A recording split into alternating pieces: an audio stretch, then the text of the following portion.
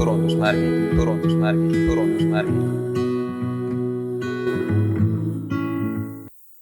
Tere hea kuulaja, sa oled kuulamas 12. turundusmärgide taskuhäälingu osa. Mina olen Sven Anderson ja minuga koos on Rasmus Koppel. Tervitus, tore on tagasi olla. Ja Martin Oja. Tervist. Ja saade saab teoks koostöös Tartu Ülikooli majandusteaduskonnaga ja Tartu Ülikooli semiootika rakenduskeskusega. Ja minu endine küsimus ikkagi on ka seekord, et kuidas meil läheb? Ja ma võin siis alustada, isiklikult võin öelda, et väga kiired paar viimast nädalat on olnud, jõuame ka varsti sinnani, aga olen korraldamas Tartus turunduskonverentsi ja paralleelselt algas minul ka kevadsemester magistris, turunduse magistris ja lisaks sellele veel tööasjad ja kõik need asjad kokku on viimased paar nädalat, võiks öelda kiire, kaootiline, aga samas jällegi ka äge. Ja kuidas sul, Martin? Minul läheb ka kiirelt, hakkasin tööle uuel töökohal, väga lähedal vanal töökohal, ehk siis hakkasin teaduriks semiootika osakonnas ja meie uurimisgrupp, ütleme laialt öeldes, tegeleb digihumanitaariaga ja põnevad lähiaastad on ees. Minul see vastu jätkub kõik vanaviisi, peaaegu kõik vanaviisi, et tegelen ikka oma doktoritööga. Vähemalt ma püüan selle nüüd purki panna mingi hetk ja siis tegelen tööga, igapäevatööga väikeses vankris ja siis loomulikult tegelen ka väljaspool tööd ja ülikooli tegevusi ka joonistamisega endiselt edasi. Et mul on täiesti oma kodulehel selline väike blokk, komistasid mu pliiatsi otsa. Sven, kas sina ei tunne, et see AI generated art või generatiivne AI kuidagi sinu kunstniku motivatsiooni maha tõmbab? Ei tõmba, pigem vastupidi, see natuke nagu tekitab selle tunde, et ma teen ju midagi spetsialit, et käsitöö, ma selle eest raha ei küsi, ma pigem joonistan enda lõbuks ja siis kui hästi välja tuleb, siis ma kingin ära seda pildi. Täna ma avastasin ennast kummaliselt mõttelt esimest korda üldse, et kui ma vaatasin, kui hästi on hakanud üks Hiina rakendus vist on, millega tehakse filme järgi, näiteks matkitakse Hollywoodi staare, pannakse nad uudesse olukordadesse. Seedance 2 on see mudel just. Tänud sulle meelde tuletamast. Ühesõnaga, järsku tabasin ennast ideelt, et võib-olla tekib üleüldiselt suurem olukord, kus inimesed hakkavad kuidagi otsima midagi muud. Et see AI content mõjub pisut juba nagu harjunult või nii. Kusjuures, aga kui rääkida AI contentist, võib-olla läheme natuke teemast kõrvale kohe, aga kuulsin ka hiljuti sukst huvitavat mõttelõnga, et inimesed siis küsivad, et kas AI loob midagi ise siis nii-öelda midagi loomingulist ja öeldakse, et ei, pigem AI midagi uut ei loe, vaid paneb siis eelnevast infost siis midagi kokku. Nüüd on jällegi küsimus, et kas siis inimene loob midagi uut. Et hea näide toodi välja see, et mõtle mingi loom, mida täna ei eksisteeri ja siis, kui selle loomale mõtled, siis kas sa kasutasid selle looma puhul tunnuseid teistelt loomadelt. Et tegelikult me inimestena, mis asi on üldse loomingulisus või loomeprotsess, sest et tegelikult me ju ka loome tihti toetudes oma varasemale teadmusele. Vähemalt sa kasutad samu neuroneid ilmselt, millega sa mõtled ka teistest loomadest või osaliselt samu neuroneid.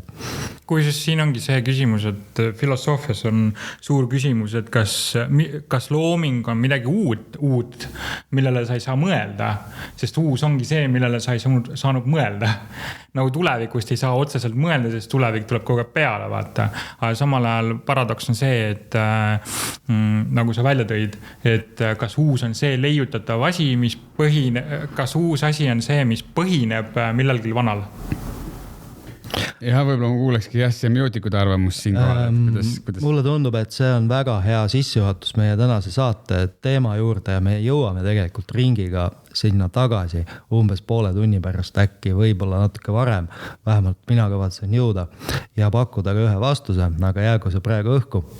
Väga hea. Kui siis meil on mõned uudised siin välja pakutud, et millest võiks ennem rääkida, ennem kui me lähme oma väikse teema juurde, et meie tänane teema küll on, kuhu kaob reklaami ja turunduse raha sellises väga üldises raamistikus või sellises teema jaotuses, aga kui me uudistest räägime, siis Rasmus pani tähele, et ERR-is on selline uudis nagu julgeolek ja semiootika, milles siis täpsemalt tegelikult räägitakse sellest, et Tartu semiootikutelt telliti siis selline uurimustöö või uurimus, kuidas siis Venemaa ja Hiina koostöö siis omavahel käib.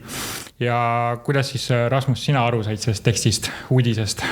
Jah, no tõesti väga huvitav minu jaoks oli eelkõige just see, et ma sain aru, et Kaitsevägi teeb semiootikutega juba ligi 10 aastat koostööd ja tegelikult see uudis küll oli just seotud siis Hiina ja Venemaa omavaheliste kokkulepetega just, kuidas siis läbi tehisintellekti inimesi mõjutada. Aga miks ma seda uudist tahtsin sisse tuua, et küsidagi võib-olla teilt kui kahelt semiootikult, et kas teil on võib-olla endal kokkupuudet või olete te vähemalt suhtlenud, et kuidas üldse selline minu kui kõrvaltvaataja jaoks on väga lahe uudis, et semiootikud ja Kaitsevägi teevad omavahel koostööd. Et kuidas sellised koostööd üldse välja näevad või kuidas leitakse selline huvitav koostöövorm? Ma võin lühidalt vastata sellele küsimusele, mis võib-olla tekib, et mida siis semiootikud nagu panustavad sellesse koostöösse, et kuidas nad aitavad mõista. Esiteks, ma näen seal 2 üldist levelit, et esiteks see, et teadmised mingist võõrast kultuurist aitavad siis mõista, kuidas see kultuur kommunikeerib ja ütleme, loob oma tähendusi ja teeb poliitikat praktilises elus. See on üks asi, aga teine on üldiselt tähenduste loomine või kommunikatsioon kui süsteem ja mehaanika, et kuidas see üleüldiselt toimib ja see on see semiootikute valdkond. Tavaliselt nii palju, kui minu kogemus ütleb, turundussemiootikat või turundussemiootikud rakendatakse nagu antropolooge ära, et tellitakse firmadesse rääkima, koolitama ühtepidi ja teistpidi on see, et küsitakse lihtsalt otsa nõu, et mis sa arvad, kui me paneme värvikombinatsioonid selle ja selle kokku ja siis saame öelda, et kas see sobib meie kodulehega kokku või mitte. Versus see, et küsitakse mõnikord ka küsimusi, et kas meie kliendid kaovad ära, kui ma näiteks muudan oma kodulehe brändingut või stiili nii-öelda. Et siis tekitakse selliseid küsimusi ka ja tahetakse väga konkreetseid vastuseid. Erasektori puhul ongi kõige rohkem võib-olla tunnuseks see, et inimesed soovivad väga konkreetset vastust oma enda probleemile. Et kas, mitte nüüd päris jah-ei vormis, aga pigem selles vormis, et kui ma vahetan ära, siis mis juhtub? Sa ei saa otsust ära langetada, et tee nüüd nii ja elu muutub ilusaks. Selle vastutuse või selle küsimuse pead sa jätma nagu lõppotsusena inimesele, kes tellib sult midagi või soovib küsida. Vastupidiselt siis sellele, et võib-olla coach või selline coachingu lähenemine oleks rohkem see, et see annab väga konkreetse lähenemise kohe ära, et nii peabki olema, seepärast, et vastasel juhul sul läheb mingil muul viisil see nii-öelda untsu. Tulles tagasi veel selle kaitsekoostöö juurde, siis Tartu Ülikooli semiootika osakonnas on päris tugev poliitika, semiootika, ütleme, uurimisgrupp. Enne kõik Andres Ventsel, sotsiosemiotika professor ja Mari-Liis Madisson, et nemad on kirjutanud ka näiteks vandenõuteooriatest ja publitseerinud väga huvitavaid asju, mis on siis nii meil Eestis kui ka väljaspool äratanud tähelepanu ja ütleme, et see tuumik siis enne kõike tegelebki poliitika, semiootikaga meil. Neil on ka raamat välja tulnud eesti keeles täiesti siuke paks raamat, mis on minu meelest üldlugejale või üldrahvale mõeldud just vandeteooriate kontekstis. Mihhail Lotman on kolmas autor. Ja ma eeldan, et sealt saadud teadmus ikkagi jõuab ka lõpuks kaarega meie tegelikult ju kaitse siis sektorisse või ütleme meie siis mingisugusesse kaitseväe tulevastesse tegevustesse ka välja, et see on see lõppeesmärk sellel uuringul. Vähemalt sellel uuringul jah, mis siin on nüüd mainitud. Aga Rasmus, räägi veel mingetest uudistest. Ja nagu lubatud sai, siis teen väikesed reklaamiminutid.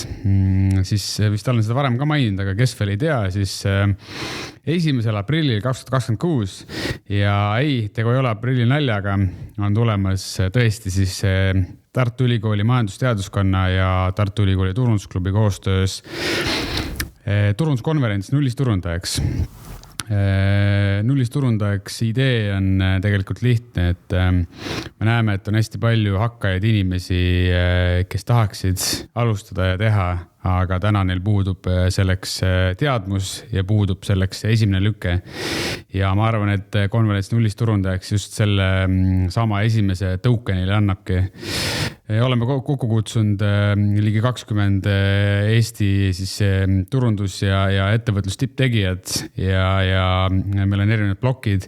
Lisaks turundusele räägime muideks ka üleüldiselt karjäärist, räägime, kuidas luua enda ümber kogukonda, teema, mis ka meil on käinud siit podcastist läbi ja väga paljust muust huvitavast, et soovitan, kellel vähegi võimalus on. Selleks ajaks, kui see podcast läheb meil laivi, on pileti hind 35 €, selle eest kuulata terve päeva asjalikke esinejaid, ma arvan, on väga hea diil.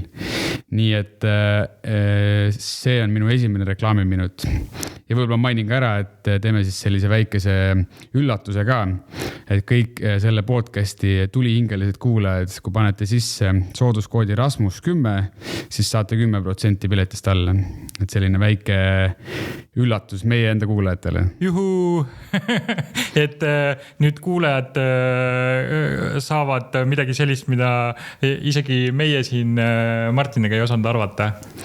Vot, mõtlesime et teeme väikse siis peab ise ka tulema. No võt. Kuigi minul on praegu küsimus Rasmusele, et kas vanusepiirang on ka? Siis ma kuskilt lugesin, et sellel konverentsil on vanusepiirang nagu. Tead, vanusepiirangut meil ei ole. Pean tunnistama, et meie peamine sihtrühm, kuna igal üritusel, igal tegevusel ja igal tootel, igal teenusel sul peab olema sihtrühm. Meie peamine sihtrühm on see aasta võetud noored, vanuses siis seal kusagil 16–26, aga me ei ole pannud mitte ühtegi piirangut ette, et tulge, kui sa ei pea olema isegi alustav turundaja, kui sa tunned, et sa tahad mingit kindlat oskust edasi arendada või tahad tulla kuulama, meil on eraldi AI-blokk, et kuidas AI täna turundust mõjutab, siis tule. Et jah, meil ei ole vanusepiirangut, ei ülemist ega alumist. Lihtsalt tule ja saa osa ja usun, et sa ei pea kahetsema koha peal, saab esinejatega networkida ja tuleb kindlasti lahe üritus. Kui siis eelmisel korral käisin mina küll ja ma võitsin ka. ühe kõne ajal oli nagu küsimus ja siis ma küsisin ja siis tuli välja, et see oli võidu küsimus. Palju õnne. Ja aitäh, et ma käisin just kulutamas seda kinki nii-öelda sellist, ma sain väikse Lucky Loore,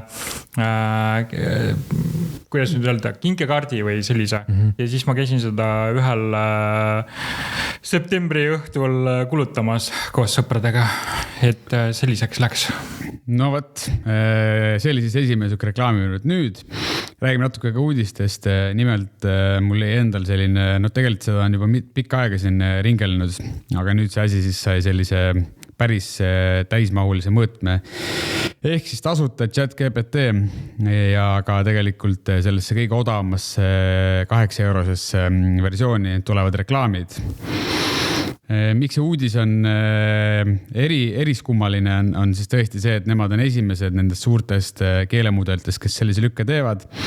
Tunnistan on ka saanud kõvasti selle eest vastu pead, et isegi, ma ei tea, kes minu kaaskondlased Superbowli reklaami see aasta vaatasid, võib-olla võtame selle ka kunagi oma teemaks. Et need rahad, mis seal liiguvad ja need reklaamid, mis seal on, see on ikka ulme. Aga Superbowlil näiteks Anthropic, siis ChatGPT suur konkurent tegi selliseid päris huvitavaid nalju ChatGPT kohta või arvele. Ja ka Google on öelnud väga selgelt välja, et nemad oma siis keelemudelis kindlasti reklaame ei kasuta. Aga ChatGPT sellise tee valis ja nüüd juba minu meelest, kui ma ei eksi, siis USA's need reklaamid toimivad. Küll aga ütlen siin kohe ära enne, kes vandenõuteoreetikud hakkavad nüüd ütlema, et need reklaamid ei toimi täna sinu vastuste sees. Ehk siis reklaam toimib ChatGPT-s samamoodi nagu on Google'i otsingus. Et sa otsid, sul tuleb vastus ja sul tuleb eraldi teine vastus, mis on kirjas, et see on reklaam. Ehk siis vähemalt ChatGPT või OpenAI lubaduse järgi siis need reklaamid ei hakka jooksma otse sinu vastuse sees, mida on siin paljud kartnud. Ühesõnaga nagu embedded reklaami nagu ei tule, tuleb nagu väga konkreetne erisus, et siin on reklaam, siin on sinu vastus. Jah, vähemalt algul. Aga hetkel see küll jookseb USA-s, aga et kes meid kuulab turundusinimesed, siis mina soovitan hoida silmad kõrvad lahti, et kui see üks hetk tuleb Euroopasse, siis miks mitte kasutada seda või peab proovida seda turunduskanalina, et jällegi uus. Ja rääkides turunduskanalitest, siis kohe järgmine uudis oli ka Threads, siis kes teab sellist või kes mäletab veel sellist platvormi, mis on siis Facebooki nii-öelda Twitter või Facebooki täna siis võiks öelda X, lansseeris samuti enda siis digitaalse turunduse platvormi. Ehk siis täna sa saad nüüd juba Threadsis ka reklaame näidata, mis teeb temast tegelikult Twitteri kõrval päris kõva konkurendi. Küll aga mul ei õnnestunud kahjuks leida andmeid, et kui palju eestlased Threadsi kasutavad, sest tegelikult mina olen näinud küll Instagramis, et inimestel on need tagid juures. Eesti keeles kasutatakse väga tihti seda. Aha, no võt. Mina ise olen üks nendest kasutajatest. No võt, seda enam. Nii et Svenide igal juhul saate reklaamist kätte. Peate lihtsalt oskama suunata talle õigeid asju. Aga et tõesti, et kes on jällegi huvitatud, miks mitte proovida, kas või alustada väikse eelarvega ja vaadata, kuidas see Threads toimib. Äkki seal on võimalus täna veel leida selliseid nii-öelda diile või selliseid pakkumisi, mida sinu konkurendid ei ole leidnud. Ja siis räägiks natukene veel teeks teise reklaamminuti. Nimelt see nüüd on täiesti mitte kuidagi kinni makstud, aga kohe varsti on toimumas ka Äripäeva Password konverents. Kui keegi Äripäevast seda kuulab, siis head asja teete ja ma loodan, et äkki meil õnnestub tulevikus ka teiega teha koostööd selle podcasti raames. Küll aga sel korral räägime lihtsalt korraks, mis see Password siis on. Password on siis Eesti vanim ja suurim turunduskonverents, mis tegelikult keskendub eelkõige just sellele, kuhu läheb turunduseelarve. Ehk siis tulevadki rääkima erinevad valdkonna tippspetsialistid ja räägivad, mis siis 2026 trendid on. Ise ei oska öelda, kas mul õnnestub veel see aasta seal osaleda. Loodetavasti õnnestub, aga jällegi kindlasti igale turundusjuhile must be ja miks mitte ka turundusspetsialistile, kes võib-olla otsib sellist väljundit, kuidas 2026 aasta eriti tugevaks teha. Tegelikult ka see aasta nad hakkasid juba varakult tegema, need on muideks kuulatavad ka täiesti tasuta erinevaid saateid Äripäevas, siis õigemini nende siis best marketing seal siis alamlehes nii-öelda. Ja täna need on päris mitu head saadet on neil vabalt kuulatavad, ehk siis see on jah, tõesti selline väga sisukas. Ja viimase uudisena hinnanguliselt siis jäi mul jällegi silma, et hinnanguliselt 60% otsingutest lõpeb täna ilma klikita. Ehk siis ma arvan, et enamus meist kasutavad täna Google'it. Ja pean ka tunnistama, kui ma seda uudist lugesin, siis jäin mõtlema, et ka mina täna väga harva klikin mõnele alamlehele. Ehk siis te teate täna kõik, et Google kasutades on teil täna kõige esimene Google enda AI otsing. Mõne eestikeelse asjaga ta täna veel ei toimi. Ja nüüd ma lugesin ka seda, et nad vist praegu on selle kinni keeranud terviseandmetega seotud otsingu puhul, et see AI ei soovitaks midagi valesti. Aga see on, ma arvan, tõsine küsimus turundusinimestele, et kui inimesed enam nende kodulehele ei kliki, et siis millele nagu panna rõhku. Selles artiklis tõi küll välja, et see tähendab seda, et su bränd peab olema väga tugev ja su bränd peab jooksma välja juba sellest AI vastusest. Sest et täna inimesed enam ei jõua sinu kodulehele, nad ei näe, mis seal on, neil ei ole vahet, mis reklaamsõnum seal on, nad vaatavad, et AI vastus ja teevad selle ostu. Vot, need olid minu uudised, mis jäid silma viimasest ajast. Kindlasti, kui nüüd siin ülejärgmine podcast saan rääkida juba muljeid meie turunduskonverentsist ja siis võib-olla võtame ka selle rohkem ette. Kusjuures minu mõtte jätk on see, et ennem kui me nüüd siin tõttame oma huvitava teema juurde, kuhu kaob raha turunduses ja reklaamis, siis minul on väike selline hea meeldetuletus, et kirjastus Väike Vanker on ka meie toetaja. Ta toetab meid, siin võime kohe avalikult öelda, et ta toetab meid meie selliste toimetuslike vahendite jagamisega, et me saaksime teile tuua Instagramis, LinkedInis ja mujal subtiitritega oma videod ja loomulikult ka reklaamimaterjalid toimetatud, mis on siis Väikse Vankri toel saanud edukaks sotsiaalmeedias ja mujal. Aitäh Väiksele Vankrile ja mul on ka peaaegu et uudis või siis üks tõesti sündinud lugu, mis ma siis nüüd räägin. Ühesõnaga, Venemaal on üks pizzakett, mis on sellise keskmise suurusega, seal on umbes 4000 töötajat ja umbes 1000 pitsa kohta, mitte küll ainult Venemaal, vaid tal on ka harud on mujal ja kusjuures siin Eestis ka, et selleni me jõuame. Aga selle nimi on Dodo Pizza ja hiljuti juhtus seal selline lugu, et Tšeljabinski linnas, siis sealses kohalikus pitsakohas elas üks kodutu koer, kes oli seal sisse seadnud ennast umbes 1,5 aastat tagasi, mitte küll päris seal ruumis sees, aga siis kuskil vahekäigus või ukse ees. Ja nüüd tuli sinna kohta uus kohalik mänedžer, kes siis varem oli seda koera peetud nagu oma inimeseks, ühesõnaga hoolitsetud tema eest. Aga mänedžer siis keelas selle ära, et ei saa nii, et mingid loomad ja et peab hoidma ikka distantsi. Tulid külmad ilmad ja pitsakuller, kelle nimi oli Mihhail Savitski, siis pani sellele koerale peale soojad teki, et -20, siis koeral halb ei oleks. Aga uus mänedžer sellest vallandas selle pitsakulleri ja rahvas sai asjast teada ja tekkis tohutu aplaava, kõik siis astusid sotsiaalmeedias üles ja kutsusid üles, et boikoteerime siis Dodo Pizzat ja ärme seal enam käi.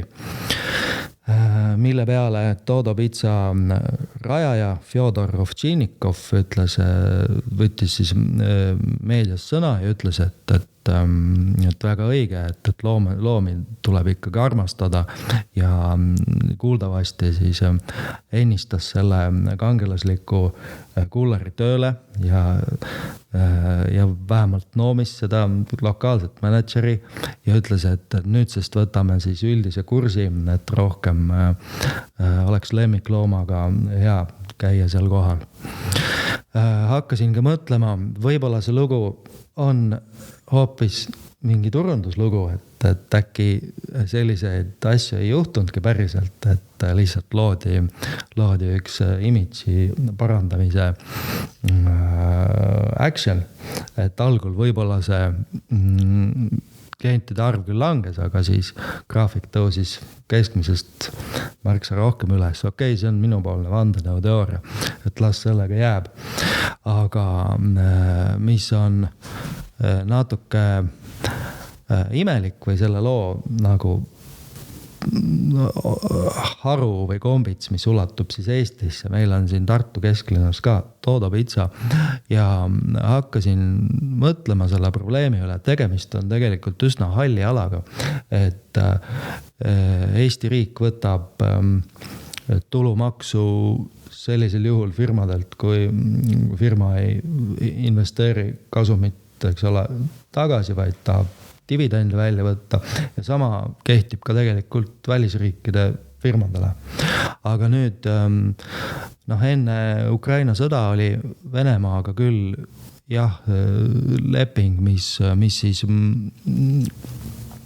üsna kindlalt tagas selle, et topeltmakse ei maksa, aga praegu need asjad on segased. Mina näiteks ei oska oma teadmiste baasil vastata sellele, et vaja oleks ilmselt vägagi teemat tundvat inimest, kes ütleb, et kas Vene riik siis näiteks sellelt Tartu Dodo pitsa kasumilt mingi summa võtab maksudeks ära siiski, see on teoreetiliselt võimalik. Ja et kas meie, kes me käime seal pitsat ostmas, et kas me toetame sellega ukrainlaste tapmist. Kusjuures olen korduvalt samale asjale mõelnud ja minu loogiline mõte on see, et see peab olema frantsiisi ettevõte, mis tähendab seda, et see frantsiisi raha peab lõpuks jõudma kuidagi sinna Venemaale.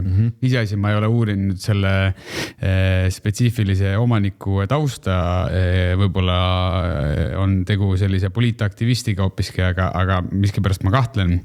Aga tõesti olen ka ise korduvalt mõelnud samale asjale, et see Eestis ma usun küll, et seda opereerivad täitsa Eesti inimesed, kuigi taaskord pean tunnistama, et kui käia Dodo pitsas ka Tartus, siis teenindajad ja kokad on seal, räägivad vene keelt ja pigem võetakse sinna tööle, olen kuulnud vene keelt kõnelevaid noori.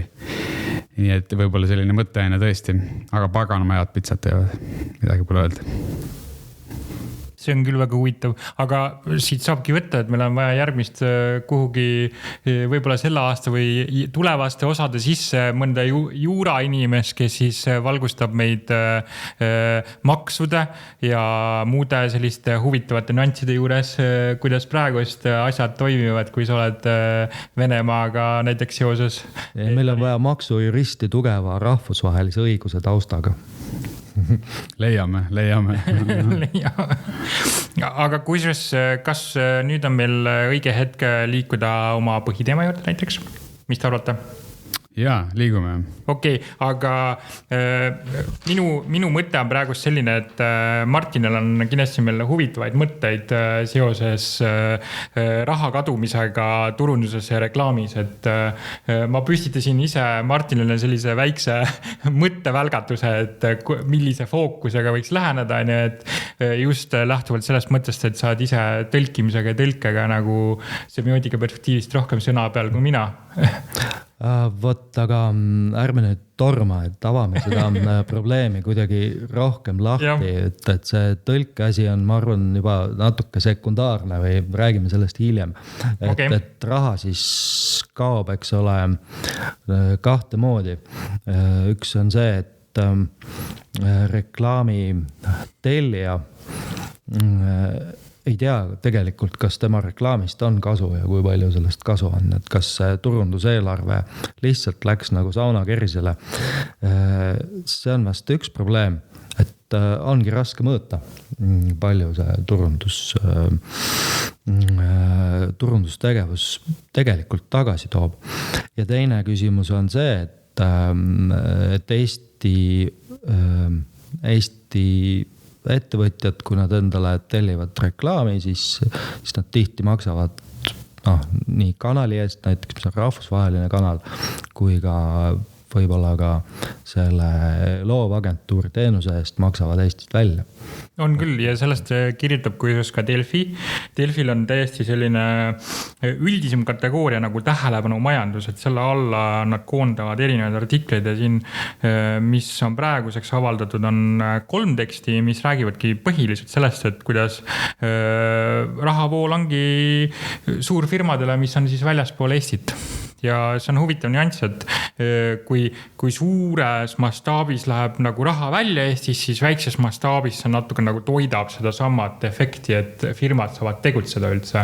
Ma mõtlen, et väikefirmad või suurfirmad, kes siis tellivad oma teenust, näiteks reklaamiagentuurilt mingi reklaami ja siis müüvad oma enda tooted, ja siis reklaamiraha läheb välja, aga samas nemad ise saavad ellu jääda selle läbi, et nad müüvad oma teenust siin Eestis sees, vaata. Et see on selline nagu firma tasand versus suur, ma ei tea, üldisem rahvusvahelisem tasand.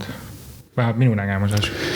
Jah, no mina ütleme täitsa ausalt seda artiklit lugesin ja panin kohe palju mõtteid kirja. Mina selle artikliga läbinisti ei nõustu. Sa mõtled nüüd 1-3 või? Jah, just mina räägin nüüd sellest artiklist, ütleme siis tõesti artikkel, kus oli räägitud sellest, et Eesti ettevõtted maksavad palju siis Metale ja Google'ile ja tänu sellele liigub suur osa sellest 141 miljonist, mis on siis Eesti ütleme üldse reklaamimaastiku kogu eelarve liigub välja. äkki see number oli isegi 80% või midagi. Ja mis selle artikli põhimõte oli see, et eestlased peaksid rohkem tegema koostööd, ka miks mitte nagu teiste eurooplastega ja rohkem siis nii-öelda ostma siis reklaami sisse ka kodumaistelt pakkujatelt või tegema ühise platvormi, kust kaudu seda asja ajada. Ma nõustun selle artikliga nii palju, et see on probleem kindlasti, et kogu see raha nii-öelda välja liigub ilma ühtegi maksu maksmata. Küll aga ma natukene jäin kaugeks seal, kus see vastutus pandi nii-öelda turundusinimeste ja ettevõtjate arvele. Et kui ma nüüd lähtun täiesti sellise majandusteadlase ja turundusspetsialisti vaates, siis mis on ettevõtte number 1 eesmärk on teenida kasumit. Ja täna ma tahan osta reklaami, mis toob mulle kõige parema tulemuse ja mis on kõige paremini mõõdetav. Ja seda tunnistatigi seal artiklis, et selleks on täna Facebook ja kõik, või Meta, ütleme näiteks siis, või Google. Miks see niimoodi on? Sellepärast, et esiteks seal on kõige rohkem kasutajaid. Siin vahemärkusena võib-olla üldse mõelda, et kui me räägime näiteks sotsiaalmeediast, et miks me võime Eestis teha täna õhtul teeme Eesti näoraamatu. Miks see asi ei toimi on sellepärast, et inimesed pole seal. Kõik inimesed on Facebookis. Ehk siis raha on seal, kus on inimesed, tähelepanu on seal, kus on inimesed ja ma tahan osta seda platvormi, mis annab mulle tõesti ühe nupuvajutusega lihtsa interface'i, kõige paremad andmed ja kõige parema tulemuse. Ehk siis ma näen, et see on probleem, aga ma näen, et see peaks olema riigi või Euroopa tasandil lahendatav siis kuidagi läbi maksusüsteemi või muude regulatsioonidega. Et öelda ettevõtjale, et hei, selleks, et toetada Eesti majandus, sa pead kasutama, ma ei tea, kodumaist meediamajade reklaami. See on väga tore selline kampaania, aga ettevõtjana minu eesmärk on enda toodangut maksimeerida. Seda enam, kui ma olen ettevõtja, kellel on siis rahvusvaheline haare. Et täna ma võin Facebookis panna ka 2 nupuvajutusega käima kampaania seal samas Põhja-Ameerikas, kus see Facebook pärit on.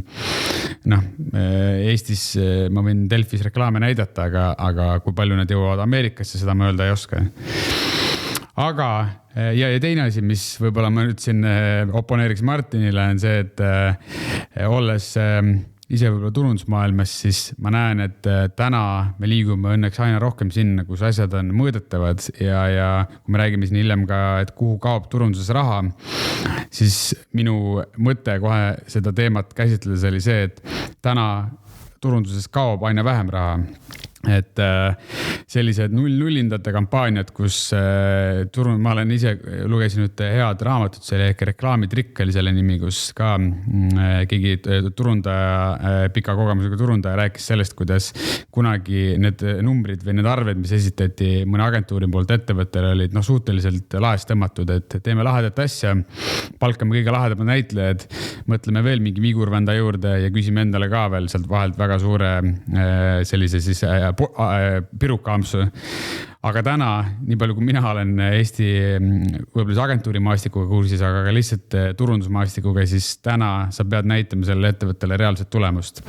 Sest sul on need andmed nii palju, juba see, kui sa ei oska lugeda näiteks, ütleme, Meta või Google Pixeli kaudu mingeid andmeid ja ei oska neid lugeda, ei oska neid tõlgendada, juba see peaks olema siis ettevõtjale selline punane või vähemalt kollane lipukene, et midagi on nagu valesti.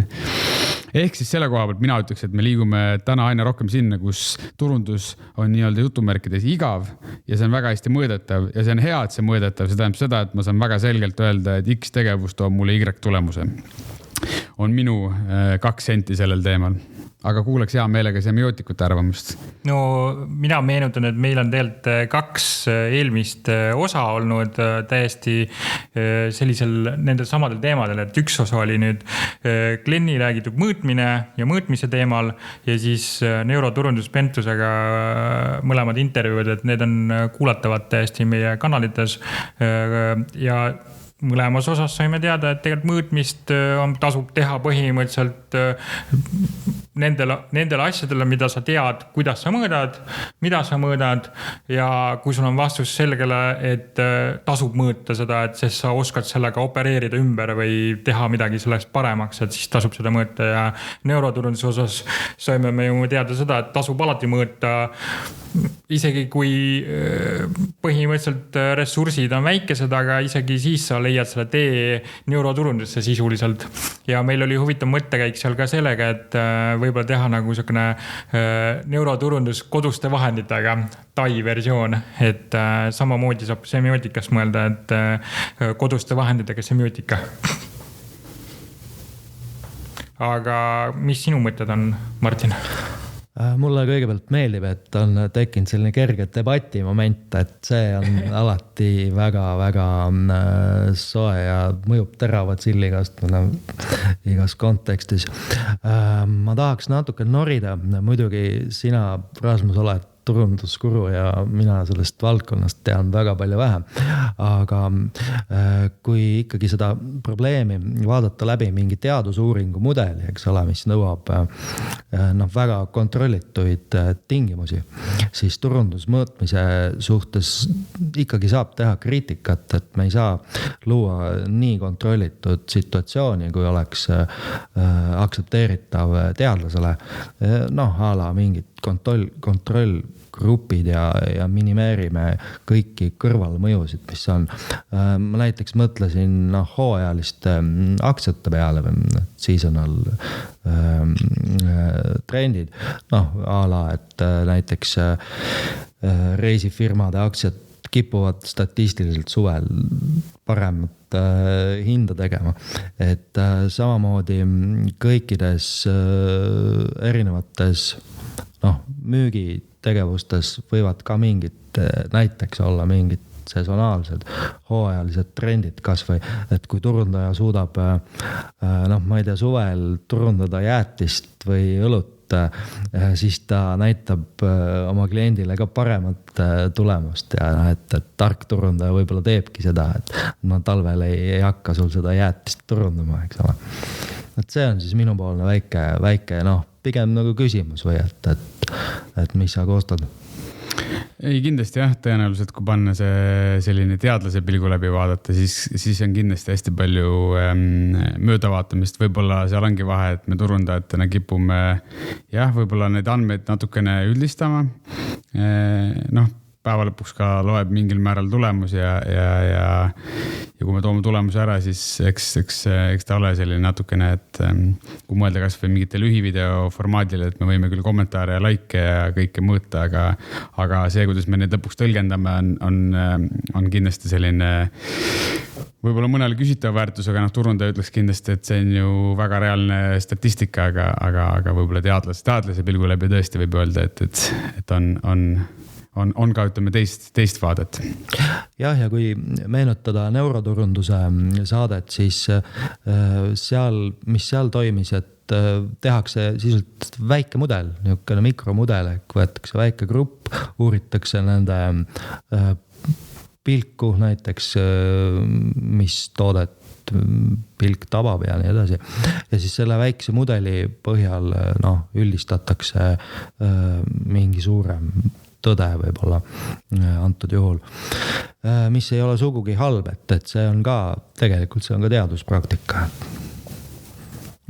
Ja kui siis sellega seoses tuleb mul praegust pähe, et see sama probleem, et nii nimetatult reklaamiraha kadumise probleem, et ma tean, kuhu mu raha nii-öelda läheb 50-50 ja teine see 50% ma ei tea, kuhu see läheb, et tuleb välja, et see probleem oli pandud tähele ühe põhimõtteliselt firma omaniku või turundaja poolt, kes siis elas 1838 kuni 1922, John Vanameikeri poolt, kes siis pani sellise tsitaadi kirja või mõttekirja, et ta teab ainult 50%, kuhu sellest tururahast läheb, reklaamirahast läheb ja siis teine poolt on nagu teadmata, et see nüüd on rännanud ka semiootikasse, turundussemiootika teadusajakirjadesse ja sotsiosemioootika ühes ajakirja numbris on tõesti Rosa Latos, kes on siis autor, kirjutanud sellel teemal pikemalt, et kuidas siis semiootika vaatenurgast KPI-sid ehk mõõtmistunnuseid vaadelda semiootika nagu sellise prisma läbi. See on päris huvitav tekst omaette, et sellest saab täiesti läbi näritud ka, võiks öelda, tavakuulaja. See on tõesti huvitav, kas sa Sven natuke veel räägiks lähemalt sellest? Seal põhimõtteliselt oli see põhiteksti selliseks eetuseks või selliseks aluseks väiteks oligi see, et kuhu see raha siis kaob ja kuhu see raha siis teistpidi jääb. Ja autori enda sõnastusest nii palju, kui mina suutsin sellest nagu mõtte tuumast aru saada, ongi see, et semiootikat on väga raske mõõta või nagu tähendusloomet on raske mõõta. Samal ajal me püüame mõtestada ja mõõta seda neid aspekte sellest mõõtmatust tähendusloomes nii palju, et nagu siin Rasmus välja tõi, et meil on mingid aspektid, mida me saame mõõta, näiteks nagu laikid, meeldivused. Samal ajal me saame mõõta mingit emotsiooni, et kas see tekitas ragebaiti nii-öelda vihast reaktsiooni või siis mitte. Ja siis kommentaaride arvu või millist reaktsiooni sealt tekib vaata omakorda, et kas see lahvatas mingi see kõne diskussiooni foorumites või siis nii-öelda selles Facebooki kommuunis. Et põhimõtteliselt ta taandas mõneti selle asja nagu mõõdetavuse ja samas sellise semiootika tähenduse mõõtmatuse aspektidele. No igasuguse ostutehingu puhul me võime küsida, mis on seal väga sügaval baastasandil see ühisnimetaja, mis võimaldab konverteerida nagu neid erinevaid märke üksteiseks, eks ole, et raha mingiks maineks või vastupidi sotsiaalseks kapitaliks. Ja semiootika tegelikult pakub selle jaoks päris häid raamistikke.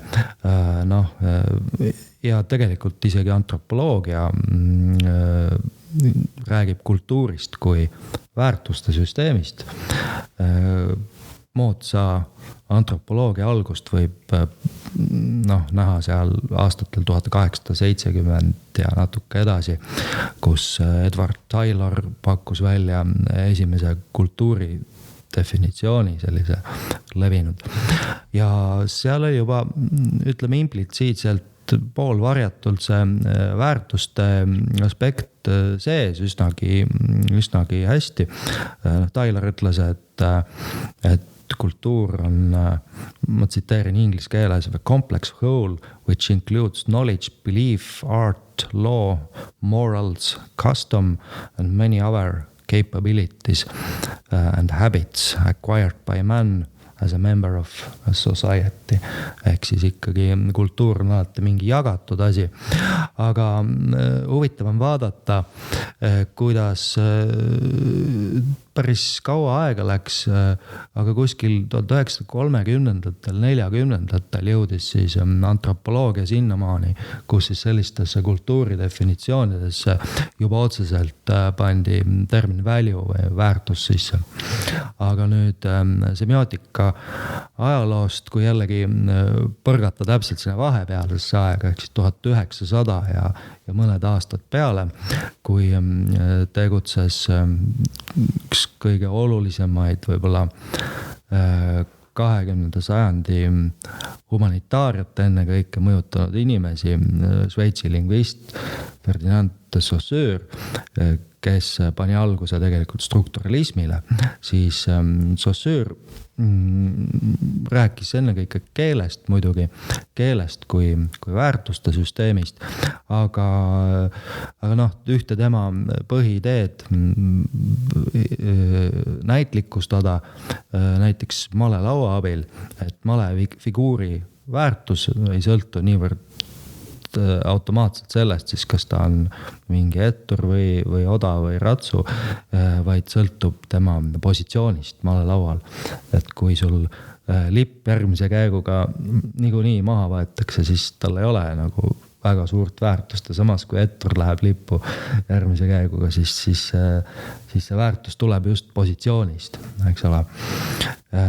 ja samamoodi kas mingisugune mingi väärisese kuskil kultuuris, kas see on mingisuguse Vaikse ookeani hõimu rahva kaurikarp või siuke merekarp, eks ole, mida lükatakse rahana keede otsa. Ilmselt praegu seda enam ei tehta, aga antropoloogia sünni ajal veel küll ja küll. Või on see mingi rahaühik, et siis selle väärtus on ikkagi kokku lepitud kollektiivis, et kollektiivi liikmed üldiselt vaikimisi tunnistavad dollari kurssi näiteks. Kas sinu jutu põhjal võib eeldada seda, et või väita, et turundus on nagu keel?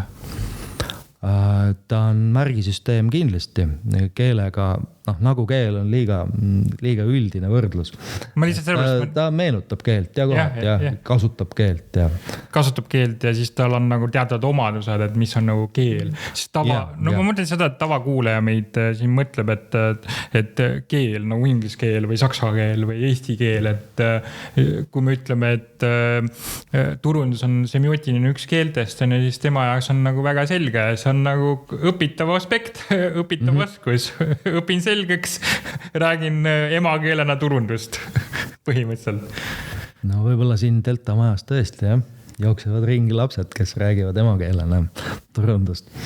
Ma lihtsalt sellepärast mõtlen, et Saussuri mõtted on nagu väga huvitavad selles kontekstis juba ka, et Saussuri mõtted ju on rakendanud lugude kontekstis näiteks Greimas.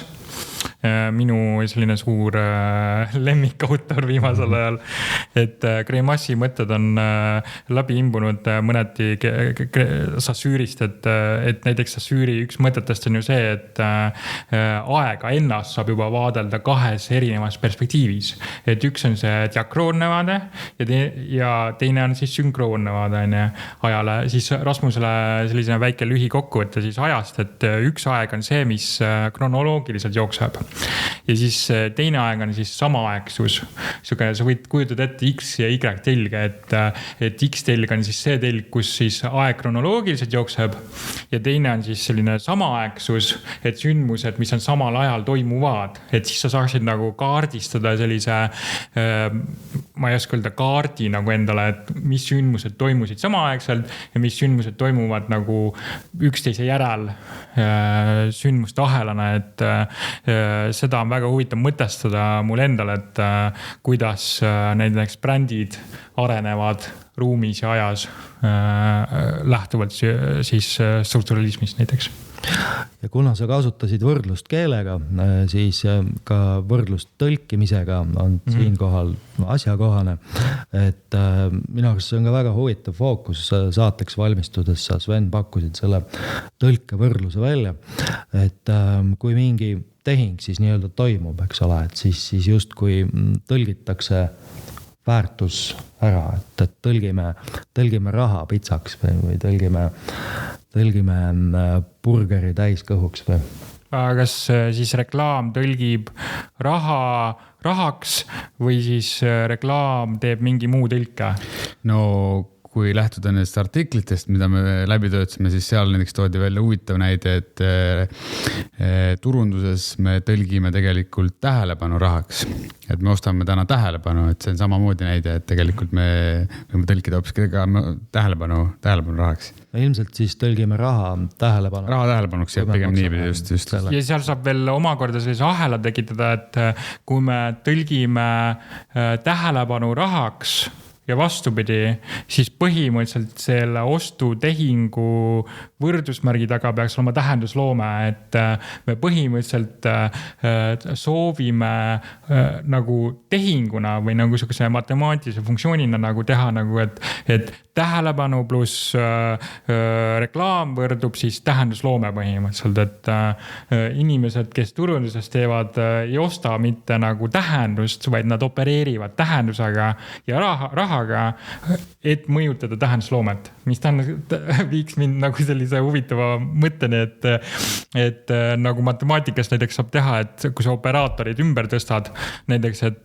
see, mis on võrdluse taga, tõstad vastupidiselt teisele kohale ja siis selle võrdlusesse näiteks teise operatsiooni poole, näiteks, et tähelepanu on võrdluse taga, siis kuhu see tähelepanu või tähendusloome läheb, et tähendusloome peaks siis olema esimesel kohal, millest sa lahutad ära nagu rahaühiku ja saad tähelepanu sellises väga müstilises mõtteviisis. Nüüd me oleme küll väga müstiliseks ja keeruliseks läinud. Ma loodan, et mõni kuulaja on meil veel siin eetris, tähendab, meie oleme eetris, aga kuulaja on veel meiega.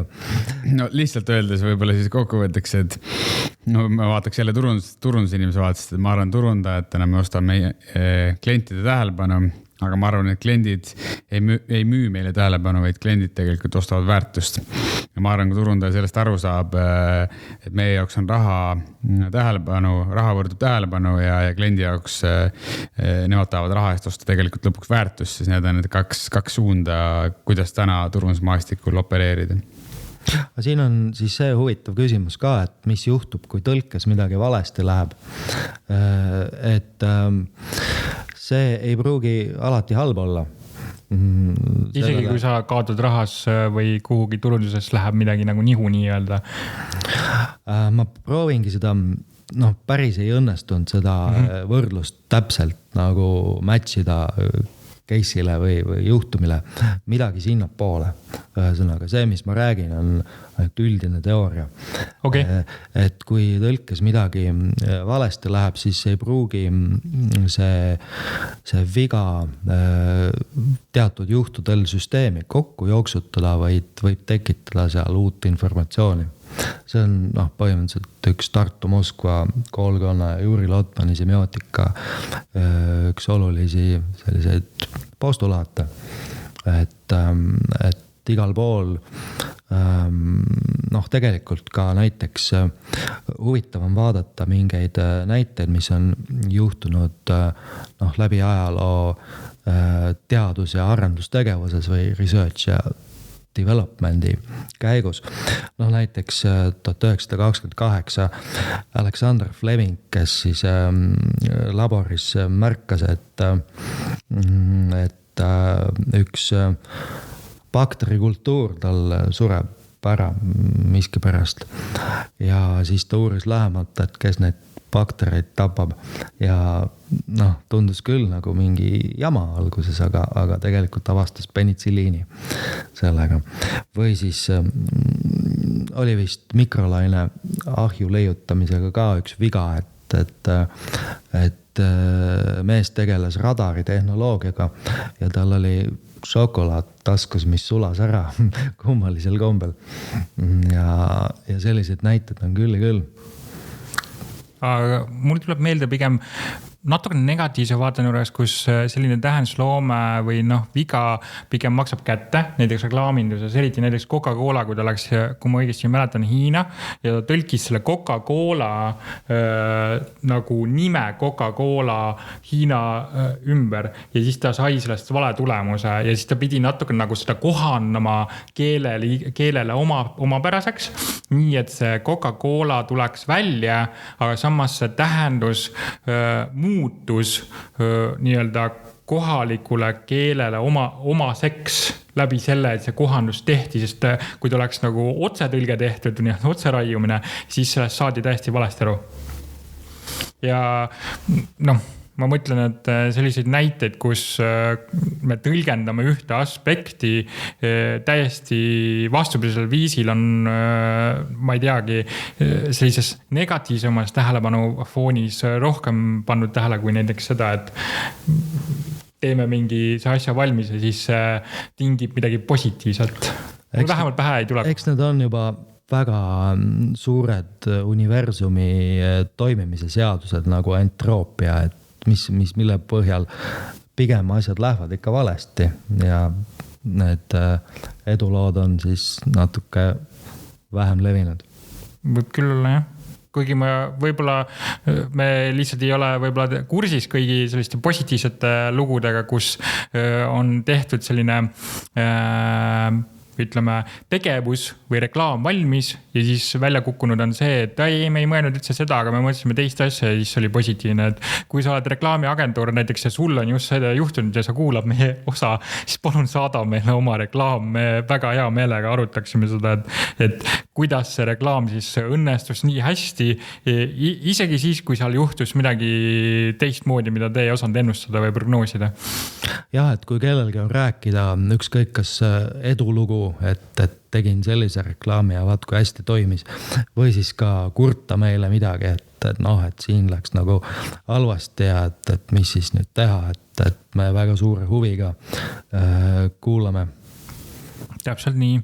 Kas meil on veel mingeid mõtteid, mis me tahame ja soovime öelda? Minul isiklikult vist täna rohkem pole, oleme juba rääkinud siin ka peatunnike. Oleme üheks rääkinud, et kindlasti minul endal on siin pärast aprilli palju rääkida ja kokkuvõtteid teha. Aga tänaseks tundub, et oleme põhiteemad läbi käinud. Martin? Mulle tundub samamoodi, et võiks otsad vaikselt koomale tõmmata.